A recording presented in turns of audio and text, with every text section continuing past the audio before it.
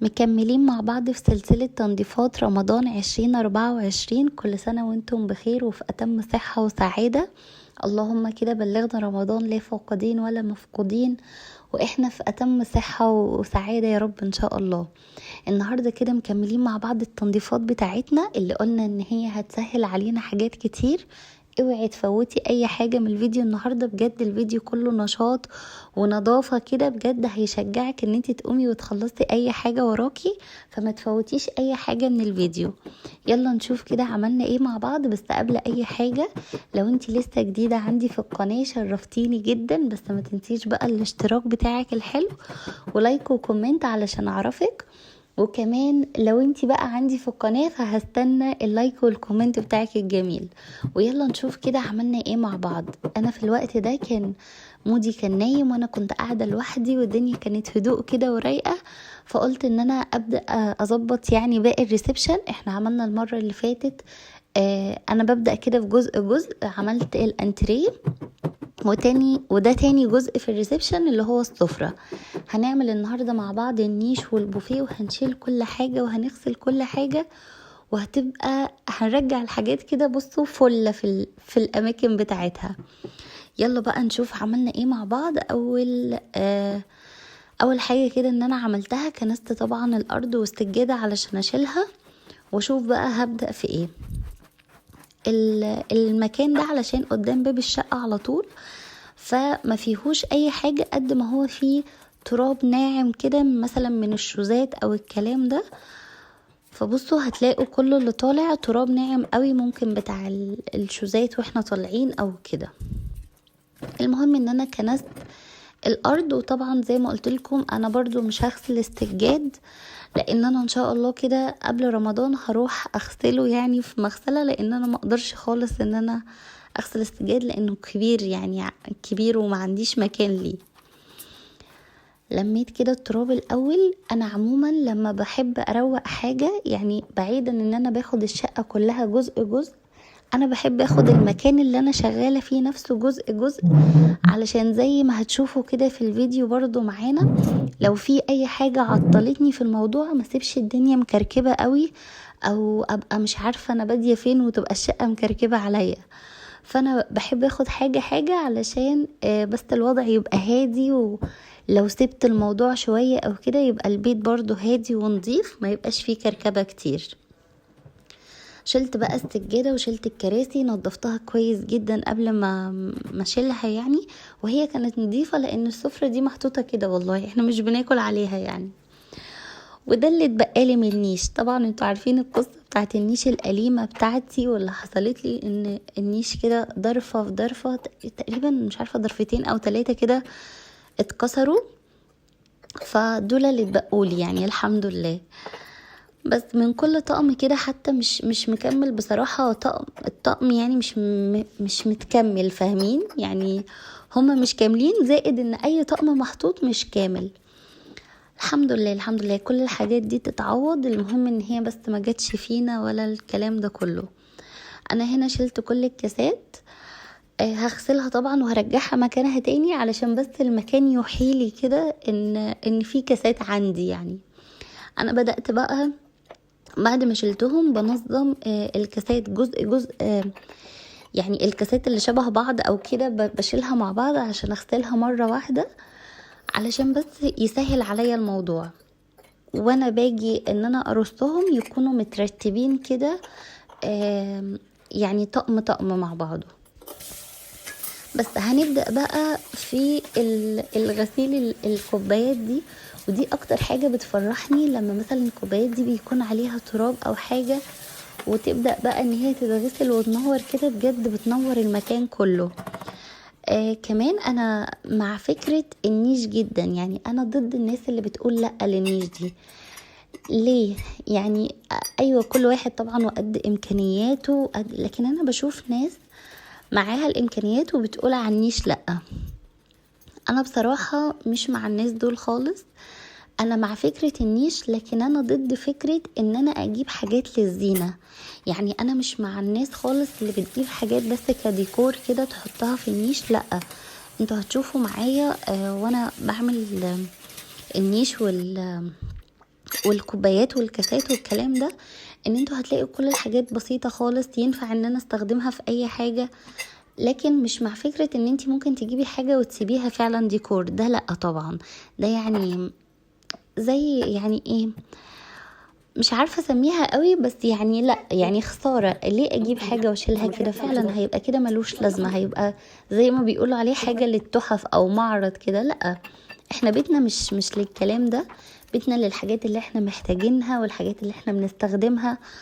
وانا مع فكرة جدا ان انا اطلع الكاسات دي ممكن كل يوم واشتغل فيها، يعني مش لازم بس للضيوف. فبجد يعني النيش ده حاجة مهمة جدا، واللي في مقدرته يجيبوا يا نيش يا بوفيه، يعني يا ده يا ده، واللي فيه مقدرة يجيب الاتنين والله يجيب الاتنين. يعني انا كنت بقعد ابص لحاجتي كده واقول طب كنت هحطها فين مثلا لو انا ما عنديش النيش والبوفيه. فبجد الواحد يجيب الحاجة اللي هو بيستخدمها، ويجيب كمان الحاجة اللي تنفع ليها، يعني فاهمين قصدي؟ يعني ما يمشيش ورا فكرة لا ده النيش خلاص مش طالع موضة فانا مش هجيبه. لا ليه؟ طب ما هو النيش هيشيلك حاجات ويشيلك الحاجات اللي انت بتستخدميها. يعني هي وجهات نظر، وانا دي وجهة نظري. هنا كده انا كنت خلاص اهو بغسل معاكم الكاسات، والصدمة اللي حصلت لي ان انا اهم قدامكم، يعني انا لسه ما بدأتش في اي حاجة ومودي كان صحي، فالموضوع بيبقى صعب جدا. ومودي معايا زي ما انتم شفتم كده، الشمعية اللي كانت موجودة دي كل شوية يقول لي لا اغسليها، لا فيها حاجة، فانا بتعطل وهو بيعطلني شوية عن الموضوع، فمش مشكلة يعني الحمد لله. المهم غسلت كده كل الكاسات اللي كانت معايا، وحطيت بقى فوطة نظيفة كده هنشف عليها كل الكاسات دي، لان طبعا الصفاية مثلا اللي عندي ما كانتش هتستوعب الكاسات دي كلها. بس عايزة اقول لكم ان المساحة الصغنونة دي اللي بشيل بيها الصابون بجد تحفة تحفة. انا ما كانتش عندي، بس لما جبتها كده بصوا حاجة كده قمر، وبتسهل علينا كتير على فكرة.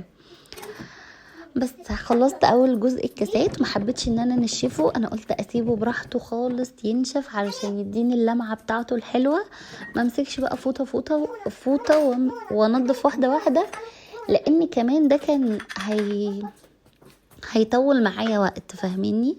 لكن انا قلت ايه، لا احاول كده انجز في الموضوع شويه، فهسيبهم ينشفوا براحتهم خالص لغايه ما انا افضي باقي النيش بقى من تحت. انا عندي 3 ارفف كمان من تحت حاطه فيهم بقى الصيني والبايركس والاركوبال. الاركوبال ده انا بستخدمه حاليا يعني، وده الصيني انا عندي نوعين، حاطه واحد في النيش وبقيته في البوفيه، وحاطه واحد تاني كامل في البوفيه بس. والبايركس ده اللي هو اللي لونه روز ده، يعني كله بقى موجود لان هو مش كبير قوي، يعني كله حاطاه في البوفيه، قصدي في النيش. هنا كده كنت بكنس النيش ده من التراب او الكلام ده كله، ولقيت كمان اثار كده للفتافيت ازاز، فكنت خايفة على مودي جدا. هتلاحظوا ان انا كل شوية عمالة ابعده، كنت خايفة عليه قوي، لكن هي فتافيت بسيطة خالص يعني. بصوا مودي هيلعب كتير قوي في الفيديو ده، فاستحملونا مع بعض شوية. لو وراكي اي حاجة بقى قومي اكتبي كل الحاجات اللي انت عايزة تعمليها. انا بحب جدا الكتابة، يعني بصوا انا عندي كمية نوت في البيت رهيبة. دايما كده وانا قاعدة لو عايزة بفكر في حاجة، عايزة اشتري حاجة، عايزة انظم حاجة في البيت، لازم امسك اي نوت وابدأ كده ارتب انا عايزة اعمل ايه. وعلى فكرة ده بيسهل لكم كتير جدا، يعني لما تقولي مثلا انا هبدأ بالنيش الاول وهشيل مش عارفه ايه، وبعد كده البوفيه، وبعد كده ده، وبعد كده ده، بتحسي ان انتي عرفتي تنظمي الحاجات، ان كل كده بوينت مثلا دي حطاها تمام واتعملت كويس. غير بقى لما تبدأي كده عشوائي هتلاقي نفسك انت مش عارفة رايحة فين وجاية منين، وممكن زي ما بقولك الدنيا تتبهدل او تتكركب حواليكي. لكن انا بصراحة كنت منظمة كل حاجة انا عايزة اعملها، والحمد لله الحمد لله تمت زي ما انا عايزة يعني. فهو فيديو ممكن يبان طويل، لكن بجد في نظافة كده وفي نشاط وحيوية، ان شاء الله كلكم كده تتشجعوا منه. هنا كده شلت كل الحاجات اللي في النيش، الاطباق اللي انا وريتها لكم، وهغسلها معاكم برضو. يعني هختصر لكم كل حاجة، مش هنغسل كل اكيد الاطباق دي، انا بس هوريكم كده مقتطفات ان انا يعني غسلت الحاجات دي. وهرجع كل حاجة تاني مكانها. مسحت طبعا النيش كويس جدا. ايه بقى اللي انا حطاه في البخاخ ده؟ البخاخ ده انا حاطه فيه حاجة كده سايلة انا كنت جايباها من عند المنظفات، هو ملمع لجميع الاسطح مكتوب. يعني هو قال لي كده، انا قلت له انا عايزه حاجه، انا بحب لما هشرح لكم من الاول. انا بحب لما اجي انظف الشقة او اجي انضف حاجة، يعني ببقى عايزة حاجات سريعة، غير مثلا التنظيف مثلا اللي هو على الرواقة ده، اللي هو مثلا امسك البليدج لوحده بتاع الخشب، وامسك الجلانس بتاع المراية ومش عارفة ايه والكلام ده كله. دي بتبقى حاجات رايقة كده وهادية وعايزة بصراحة روقان. لكن لما باجي انضف تنظيفة كده سريعة، او عايزة مش سريعة، يعني بنظف تنظيفة عميقة، فانا عايزة تبقى ايدي سريعة في الشغل. فبصراحة بجيب حاجة كده من عند المنظفات، بتكون منظف لجميع الاسطح، ازاز بقى وخشب، وبصي اي حاجة انت ممكن تحطيها عليه، بس اسأليه طبعا واعرفي هي الايه. انا اللي بتعامل معاه ده يعني شخص مضمون، فبيديني بجد حاجة كويسة وريحتها كمان حلوة، وبتنظف كويس جدا، بتنظف الخشب وبتنظف لي الازاز. فانا جايبه البتاع ده، حطيته في البخاخه مع شويه ميه كده، وبصوا هتلاقوني ماسكاها في السفره كلها دلوقتي. كنت غسلت بقى معاكم كل الكوبايات، وكانت اول ما نشفت بدأت بقى ارصها في النيش زي ما انتم شفتوا. ممكن اللي يبص كده يقول ده كتير قوي. انا طبعا لما كان الازاز اللي فوق كان كامل، ما كنتش حاطه الرصه الكتيره قوي دي، كنت حاطه على كل رف طقمين او 3 تطقم. كنت حاطه 3 تطقم على كل رف، كان واخد 3 تطقم بالظبط، يمين وشمال وفي النص يعني تمام. لكن انا هنا مثلا مزوده شويه، لان خلاص هما دول اللي فضلولي اصلا، فانا هوديهم فين؟ يعني يديني ايحاء بس ان النيش فيه حاجات، عشان بس اللي يبص ما يقوليش لا النيش مليان او مكركب او كده، هو اصلا ما فيهمش غير دول. يعني انا مع دلوقتي ما بقاليش غير دول، فانا حطهم كلهم بس عشان يديني ايحاء كده ان النيش فيه حاجه، لغايه بس قريب كده ان شاء الله اركب تاني الازاز يعني اللي اتكسر ده. فالحمد لله. هنا كده انا كنت غسلت كل الاطباق زي ما قلت لكم، انا اديتكم كده مقتطفات ان انا غسلتها علشان بس الفيديو ما يبقاش ممل. مودي ده مجرم. كان عمال يعمل لكم حركات بعينه وبيقول لكم حاجات كده، مش عارفه كان بيغني ولا كان بيقول ايه. المهم غسلت معاكم كل الحاجات، وجبت فوطة كبيرة برضو حطيتها على السفرة علشان تشيل كمية الأطباق اللي أنا هحطها دي بس. وبدأت أرص الحاجة زي ما انتم شايفين كده. رصيت بقى طقم البايركس لوحده. هنا الكوبايات زي ما بقولكم معلش هي مش كتيرة، فأنا حطيتها كلها. طقم البايركس لوحده، تحت طقم الأركوبال، وجزء كده من طقم الصيني بس. وبمسح بقى الازاز بنفس الملمع يعني اللي قلت لكم عليه، هو لجميع الاسطح، فكان معايا كويس جدا يعني. بس انا كده يعتبر خلصت النيش. بجد النيش ده من الحاجات الحلوة جدا، لكن علشان ما تتعبيش فيه اعملي النيش جزء جزء، يعني ما تنزليش النيش كله مرة واحدة فتحسي ان انتي تعبتي، لا زي ما انا عملت كده.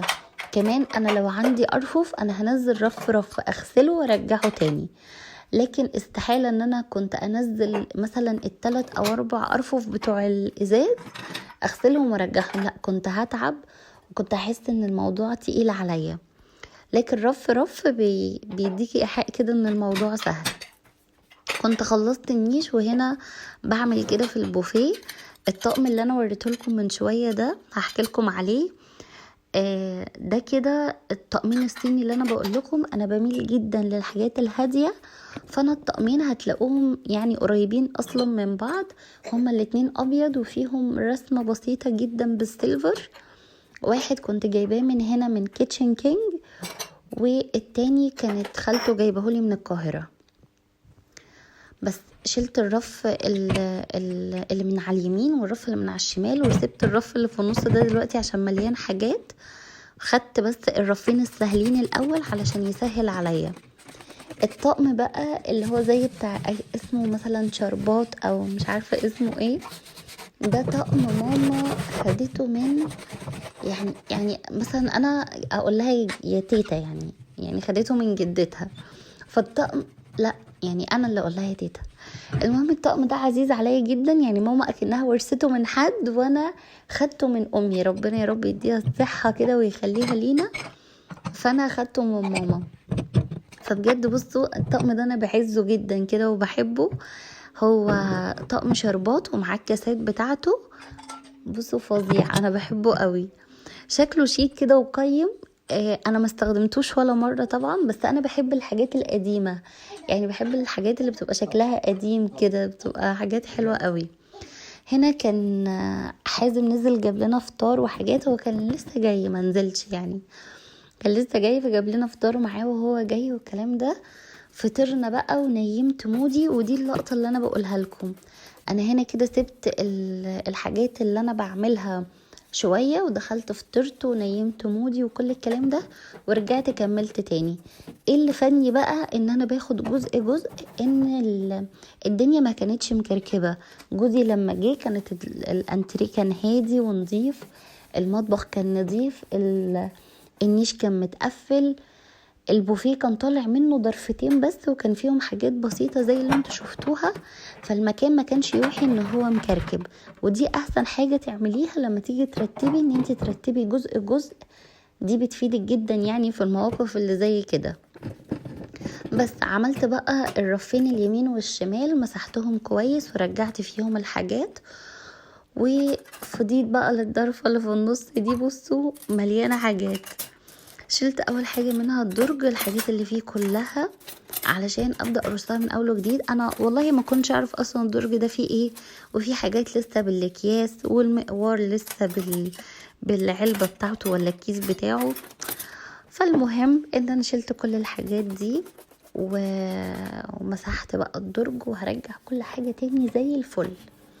فلو انتي ما عملتيش لايك دلوقتي وانا نشيطة كده وشاطرة وبنضف، وانا بشجعكم، انا بشجعكم وبشجع نفسي والله.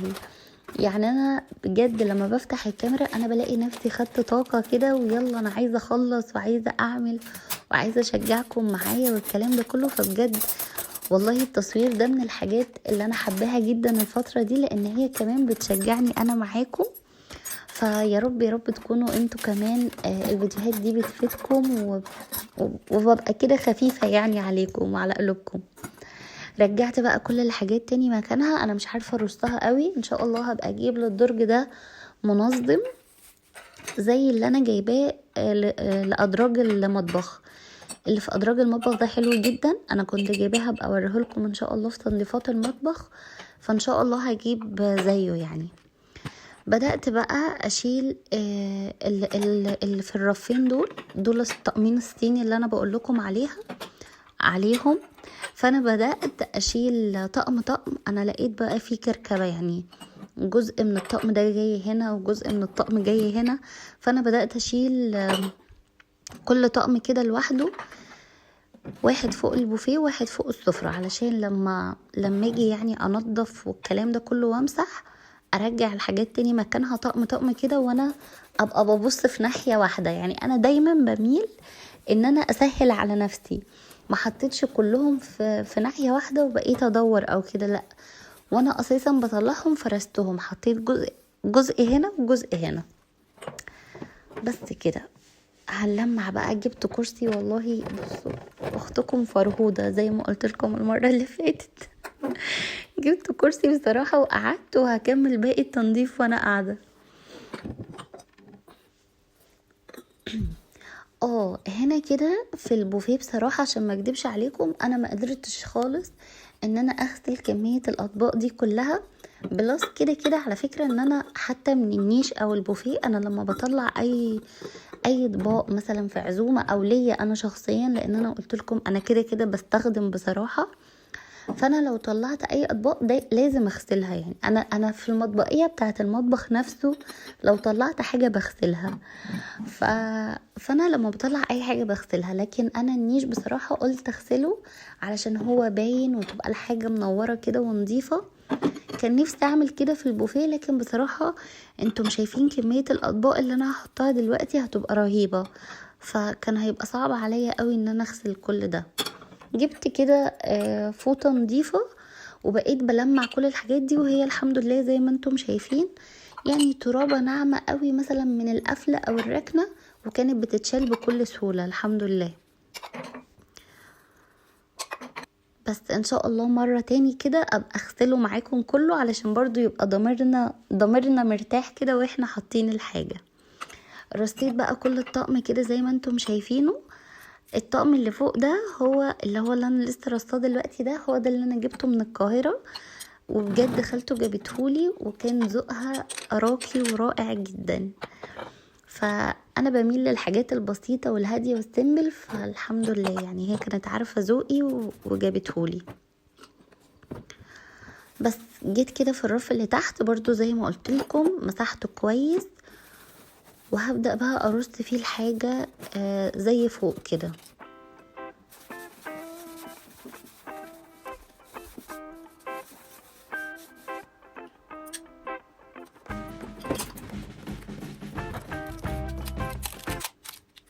بصوا في حاجات لسه اصلا بالورق بتاعها، يعني الحمد لله الحمد لله.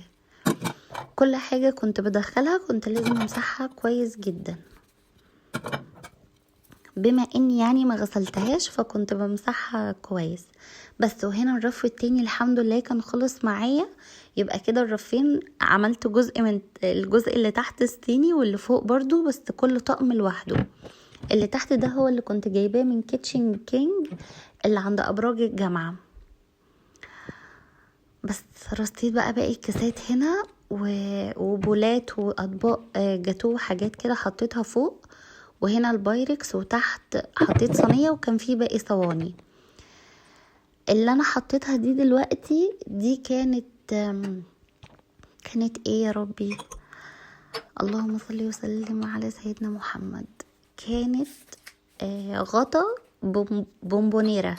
شايفين الطقم اللي انا حطاه فوق البوفيه ده كان ليه بونبونيرة، كانت شبههم بالظبط. اتكسرت في اول اسبوع جواز يعني الحمد لله. كانت لسه الناس ما جاتليش، يعني مثلا ناس بسيطة اللي جاتلي قوي، وبعد كده اتكسرت. فالحمد لله هي اتكسرت والغطا بتاعها ما اتكسرش. رحت جبت بونبونيرة تاني هي اتكسرت والغطا بتاعها ما اتكسرش. فانا محتفظة فانا محتفظة بالاتنين غطا، معرفش ليه بصراحة معرفش ليه، بس انا محتفظة بيهم. يعني مش مشكلة، ممكن نستخدمهم في اي حاجة كده او نغطي بيهم اي حاجة. تقريبا بفكر نفسي بالذكريات الأليمة، يعني بجري ورا الأطلال والحاجات دي. ما علينا، لميت كل حاجة كده يا أختي وشلتها علشان ننظف فوق البوفيه. أنا كده خلصت البوفيه معاكم. كمان لقيت فيه حاجات كده ما كانش ليها علاقة بالموضوع يعني، فرجعت كل حاجة مكانها زي ما انتوا شفتوا. بس وجات مهمة البوفيه كده. السفرة خلاص ابتدت تتلم بقى، نيش وبوفيه اتعملوا اتقل حاجتين، فالسفرة معايا ابتدت تتلم خلاص. انا كده هبدأ كل الحاجات التانية، هلمع وافرش السجادة والكلام ده كله. فكل اللي جاي سهل ان شاء الله وسريع. معلش لو الفيديو معاكم طول النهاردة، بس انا بصراحة حبيت اوريكم جزء انا عملت فيه ايه، علشان مفيش حد يكستل عن حاجة، وانتوا بتنضفوا ما تكستلوش بجد عن حاجة، وهتلاقوا كده ضميركم وفرحتكم يعني ايه وصلت يعني. بس مسحت بقى البوفيه كده كويس. لما جيت عملت البوفيه معرفش بقى انا ايه اللي نستاني، انا عاملة السفرة رخامة حط عليها رخامة جالاكسي. مش قادرة اقول لكم هي حلوة جدا وكويسة وكل حاجة، هي مشكلتها الوحيدة ان هي يعني ما شاء الله يعني هي تقيلة قوي، تقيلة يعني حتى السفرة ما فيهاش فكرة. يعني انا كنت مايلة برضو ان السفرة تبقى سيمبل قوي، فالسفرة ما فيهاش فكرة، يعني هي 4 رجول وتمام. كسرت بقى كل ده ان انا احط مثلا رخامة حلوة، فحطيت رخامة جالاكسي حلوة وكل حاجة، بس تقيلة تقيلة جدا، ما بقدرش اجرها كتير. ولما بجرها حازم اصلا بيتعصب كده ويتضايق ان انا جريتها، ان هي تقيلة، بيبقى خايف عليا وخايف عليها وخايف على كل حاجة، بيبقى خايف عليها هي اكتر بصراحة. بيبقى خايف على الرخامة اكتر بصراحة. المهم يعني مشاكل عائلية. آه كنت احكي لكم ايه، نسيت احكي لكم اللي انا هقوله. فانا جيت في البوفيه، معرفش ازاي ما قلتش للراجل او كده، حط لي فوق البوفيه ازاز. طب ليه؟ طب انا احط رخامه؟ يعني انا لازم بجد والله، انتوا لما تتعاملوا مع صنايعيه او نجارين او اي حاجه، لازم تقولوا كل حاجه بالملي، لان انتوا لو ما قلتوش هما بيجودوا بقى من عندهم. يعني ابسط الامور، انا عامله الترابيزه رخام، فالبوفيه يبقى عليه رخام برضو، يعني ليه ده رخام وده ازاز؟ انا عشان بس حاجه واحده ما قلتهاش فبهدلت الدنيا، لكن الحمد لله والدنيا تمام وزي الفل. هو كده كده اسود مش باين فيه قوي يعني، لكن يعني لو الاتنين كانوا بنفس الشكل ده يبقى افضل. يعني اللي بتجهز جديد او بتنظم شقتها جديد، يعني لو عملتي الترابيزة ازاز خلي برضو البوفيه كده، لو عملتيه رخام خلي برضو البوفيه رخام. الرخام اقيم واشيك، لكن الازاز اخف كده واسهل في التعامل. بس والاتنين حلوين والاتنين بيأدوا الغرض، ودي أذواق، ولولا اختلاف الأذواق لبارت السلع يعني، فكل واحد وحريته. غسلت بقى كل الحاجات اللي كانت على البوفيه، أعز الأشياء لقلبي. أنا الحاجات دي وأنا بتجوز خدتها معايا كده في تاكسي ورحت بيها شقتي، مرضتش اوديها في العزال. ولما جيت انقل من شقة لشقة خدتهم معايا برضو في العربية يعني اللي انا كنت راكبة فيها، ومرضتش اوديهم برضو في العزال يعني وهو رايح. بس المهم خلصت الحاجات دي، بخاف عليهم عشان هم ازاز وتقال قوي بصراحة. حاجات معينة كده بجد ما ينفعش تروح مع العزال. يعني انا في حاجات كتير الحمد لله لا عزالي كله جه سهل ومفيش حاجة اتكسرت، بس في حاجات كده بتحصل يعني غسلنا كل حاجة، نظفنا كل حاجة، مسحنا المراية بتاعتنا، النيش بتاعنا، البوفيه، بصوا كل حاجة بقت زي الفل. وعايزة اقول لكم ان ريحة السبراي اللي انا بجد مستخدماه ده ريحته حلوة جدا. اسألوا عليه لو عندكم حد بتاع منظفات شاطر وكبير، اسألوا عليه هتلاقوه. يعني مش لازم كل حاجة نجيبها تكون ماركة او ماشي، هي الماركات بتبقى حلوة وكل الكلام ده، انا مش قصدي كده، انا مش قصدي مش لازم يعني دايما نتجه ان احنا لازم نجيبها ماركة، وعلشان انا مثلا بصور لازم اجيب العلبة اللي شكلها مش عارفة ايه وايه.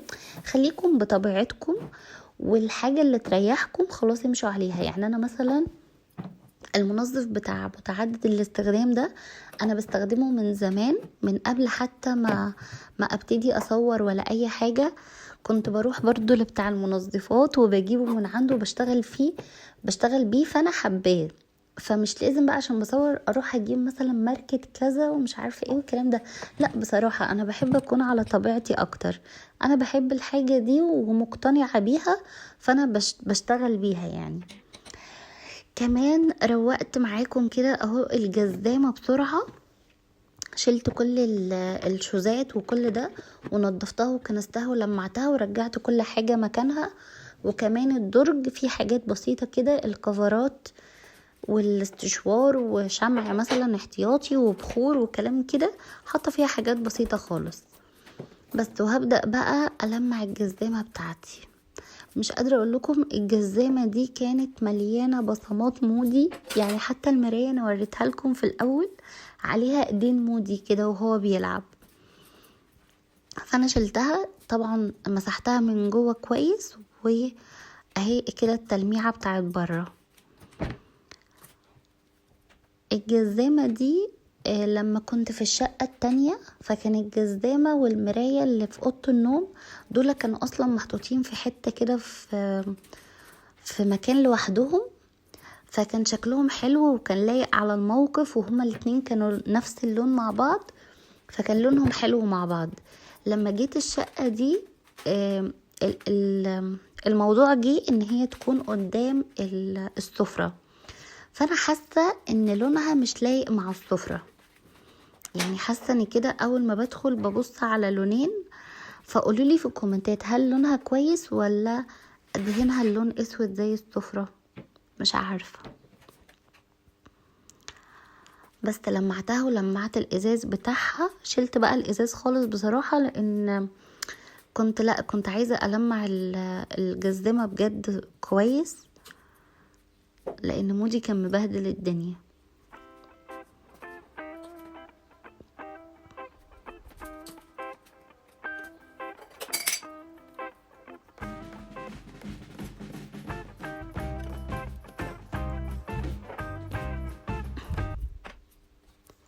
اتكلمت كتير قوي ونسيت لتالت مرة اقول لكم ما تنسوش اللايك للفيديو ده، بجد تعبت جدا.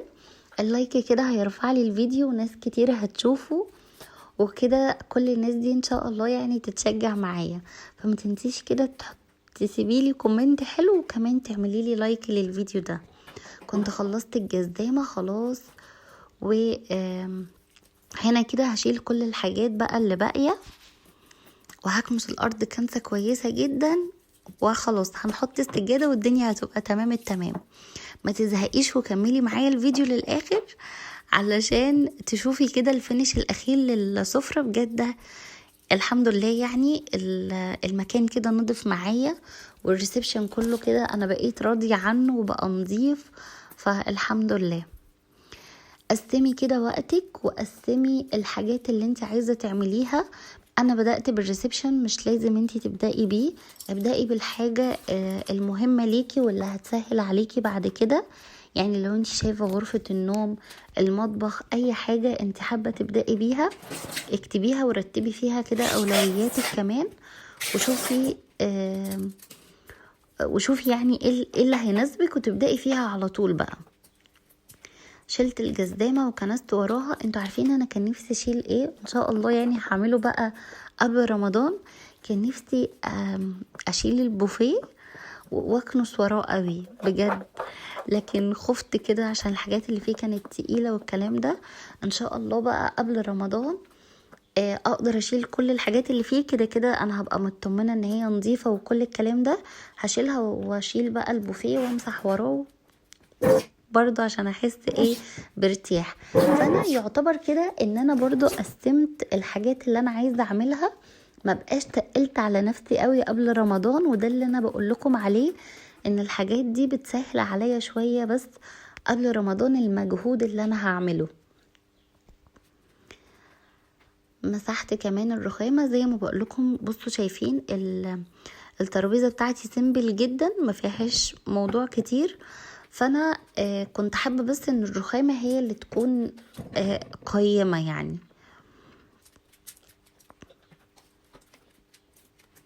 شايفين بقت بتملع شايفين بقت بتلمع وتبرق ازاي. بس وكالعادة بقى مادام تنظيف عميق، يبقى انا كده هستخدم يا اما كلور يا اما ديتول.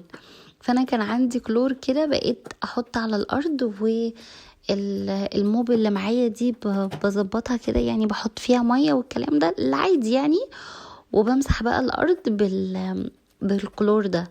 بجد بحس كده بريحة نظافة وانتعاش. في الاخر خالص بقى في التلميعة الاخيرة هي اللي بنحط فيها المعطر والحاجات دي. لكن في التنظيف العميق بصراحة انا بحب الحاجتين دول قوي، بحس بريحة النظافة فيهم. كل جزء كده بحط له الكلور وبنضفه وبس، بيبقى معايا زي الفل.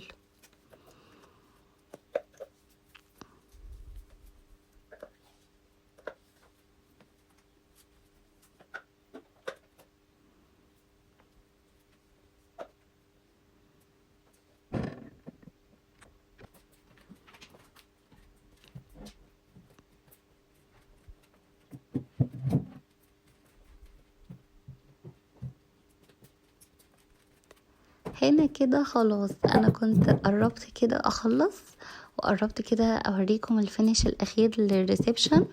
وبدأت بس ارجع كده كل حاجة مكانها، وهجر السفرة علشان احط السجادة. انا مش هغسل بصراحة السجادة دي على الناشف زي السجادة التانية، لان انا السجادة التانية وجعت لي ايدي جدا، يعني حتى غسلها على الناشف تعبني وايديا اتعورت وكل الكلام ده. فبصراحة حازم قال لي لا مدام خلاص يعني قررت ان انتي هتوديها مغسلة وكده، ما تتعبيش برضو نفسك فيهم، كلها شهر ولا حاجة وهتوديهم. بجد ايدي وجعتني جدا وتعورت وكل الكلام ده. ما يغركوش ان الفيديو سريع وانا حطيت السجادة بسرعة، الموضوع كان صعب والسفرة تقيلة قوي ما شاء الله يعني. بس انا ما تستسهلوش الفيديو، انا الفيديو ده مسرعة فيه و... وكده يعني. الفيديو ده كان 4 ساعات، انا بقالي يومين بقص فيه حاجات علشان يبقى النص ساعة اللي انتوا شايفينها دي، لكن انا بقالي يومين بالظبط من ال4 ساعات التنظيف اللي انا نظفتهم. والله كانوا 4 ساعات او 4 ساعات ونص، وكمان ده اللي متصور. يعني في حاجات انا كنت بقفل، زي مثلا لما كنت برص الحاجة مرة واحدة فكنت بقفل وبرصها مع نفسي. 4 ساعات لغاية ما اطلع لكم منه نص ساعة. هنا كده شلت بقى اي حاجة زيادة اتحطت في الانتريه، الفوطة، مودي موقع المفارش، مش عارفة ايه، رجعت كل حاجة مكانها علشان بس يبقى كده مفيش اي حاجة في الريسبشن ويبقى نظيف. لمعت كمان المفاتيح بتاعة الإضاءة كلها اللي في المكان اللي في الريسبشن كله. وريتكم انا كده بس اللي جنب الباب يعني علشان برضو اقصر الفيديو، لكن انا مسحت كل الفيش اللي موجودة في المكان، ومسحت كمان لمعت كده الباب وبس. كده يبقى الفيديو معايا خلص، الريسبشن كله معايا خلص. ودي كانت اول تنظيفات او تاني تنظيفات كمان لرمضان 2024، هيسهل علينا حاجات كتير. وريحة النظافة بقى وريحة فريدة اللي بالبهجة دي، بصوا تحفة بجد حلوة جدا. هنا كده اكون وصلت لنهاية الفيديو. يا رب يكون الفيديو عجبكم، ويا رب اكون شجعتكم معايا. هستنى بقى اللايكات والكومنتات وارائكم.